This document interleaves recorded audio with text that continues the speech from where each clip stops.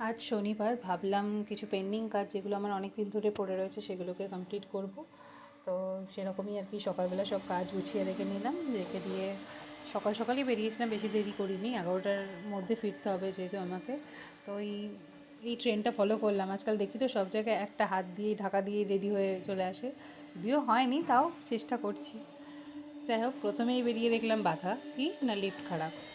তো হেঁটে হেঁটেই আসলাম সিঁড়ি দিয়ে দিয়ে তারপরে মেনলি আজকে আমার যাওয়ার ছিল ব্যাংকে, কিন্তু মানে আমার মাথা থেকেই বেরিয়ে গেছে আজকে সেকেন্ড স্যাটারডে।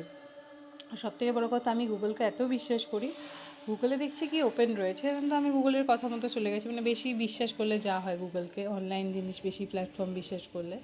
তো যাই হোক, বেকার বেকার যাওয়া হলো। মেন সমস্যা কি দুর্গাপুরে, এখানে গাড়ি ভাড়া অত্যাধিক লাগে। মানে এখানে সামান্য 1 কিলোমিটার কিংবা তার বেশি যাও, গাড়ি ভাড়া এখানে সবসময় অনেক বেশি, মানে 100-র উপরে থাকে, যেটা আমার জন্য তো খুব বেশি মনে হয়। কারণ আমি ছোটোবেলায় যেখানে বড় হয়েছি সেখানে সবসময় 10-20 টাকাই ভাড়া থাকে, মানে এখনও আছে। এই দেখো, এই একটা স্কুল, এটা খুব বড়, দুর্গাপুরের সবথেকে বড় স্কুল।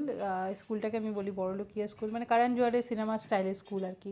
খুব সুন্দর দেখতে, কিন্তু মানে আমরা যেহেতু বেঙ্গলি মিডিয়ামে পড়া স্টুডেন্ট, এই জন্য আমাদের কাছে এইসব স্কুল অনেক বড় স্কুল মনে হয়। যাই হোক, আলটিমেট আজকে কোনো কাজের কাজ হলো না। আমরা আবার বেরিয়েছিলাম তিনজনে একটু একটা দরকারে, কিন্তু সেখানেও কোনো কাজের কাজ হলো না আমাদের। বেকার বেকার ফিরে আসতে হলো, কোনো কাজ হলো না।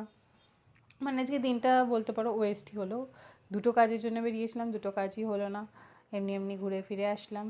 এসে আবার ঘরের কাজ। যাই হোক, তোমরা লাইক করো।